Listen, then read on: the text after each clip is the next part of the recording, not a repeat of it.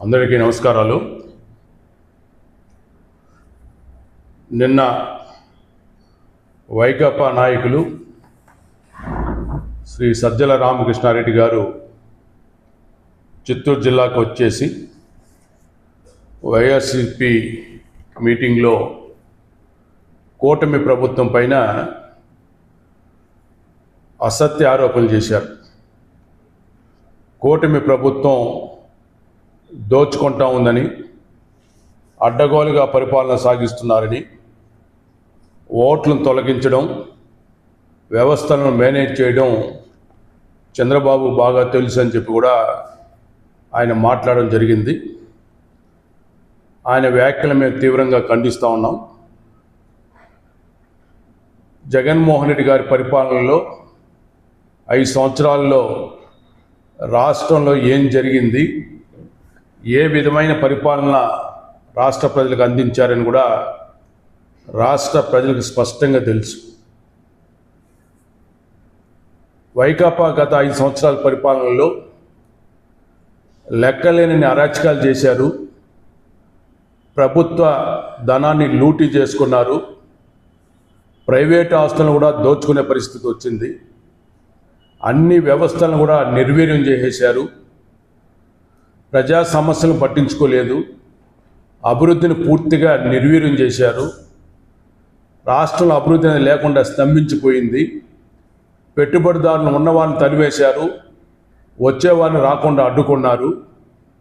వీటన్నిటి ఫలితమే మీ దుష్ట పరిపాలన చూసి అనుభవించిన ప్రజలు మీకు 151 సీట్ల నుంచి 11 సీట్లకు తగ్గించేసి ప్రతిపక్ష హోదా కూడా ఇవ్వకుండా పోయిన విషయాన్ని మీరు ఇంకా మర్చిపోతున్నారని కూడా ఈ సందర్భంగా తెలియజేస్తున్నాం. మీరు మంచి పరిపాలన చేస్తుంటే వైకాపా పార్టీకి ఆ గతి పట్టేది కాదు. ఈరోజు మీరు ఏదో అంటున్నారు, తిరుగులేని శక్తిగా వైఎస్ఆర్సీపీ ఎదుగుతోందని చేసి. ఇది కేవలం వైకాపా పార్టీ కార్యకర్తలను మభ్యపెట్టడం కోసం మాట్లాడుతున్నటువంటి మాటలు తప్ప వాస్తవాలు కాదు. వైకాపా పార్టీ రోజు రోజుకి ఉనికిని కోల్పోతున్నది. ప్రతిరోజు కూడా గ్రాఫ్ పడిపోతూ ఉంది. భవిష్యత్తులో ఈ రాష్ట్రంలో వైకాపా పార్టీ అనేది కనుమరు కాబోతుందని మాత్రం స్పష్టం. ఈ విషయం తెలిసిన తర్వాతనే ఈరోజు పార్టీని కాపాడుకోవడం కోసం సజ్జల రామకృష్ణారెడ్డి లాంటి వ్యక్తులు ఈరోజు జిల్లాలకు వచ్చి వైకాపా కార్యకర్తలను మభ్యపెట్టడానికి ప్రయత్నం చేస్తున్నారు. వైకాపా నాయకులకు, వైకాపా పార్టీ కార్యకర్తలకు తెలుసు వాళ్ళ పార్టీ పరిస్థితి ఏందని కూడా.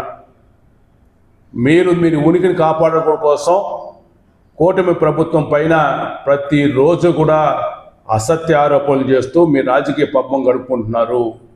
దీన్ని ప్రజలంతా గమనిస్తున్నారు. ఈరోజు రాష్ట్రంలో కూటమి ప్రభుత్వ అధికారులకు వచ్చిన తర్వాత అన్ని వ్యవస్థలను కూడా గాడిలో పెట్టి ఈ రాష్ట్ర పునర్నిర్మాణానికి శరవేగంతో పనులు చేపట్టి ఈరోజు రాష్ట్రంలో అభివృద్ధి కార్యక్రమాలు జట్టు స్పీడ్లో పోతున్నాయి. సంక్షేమ కార్యక్రమాలన్నీ కూడా సక్రమంగా ప్రజలకు చేరుతున్నాయి. సూపర్ 6 హామీలు అమలు చేయడం జరిగింది. సూపర్ 6 సూపర్ హిట్ అయింది. అదేవిధంగా ఈరోజు సూపర్ GST కూడా వచ్చింది.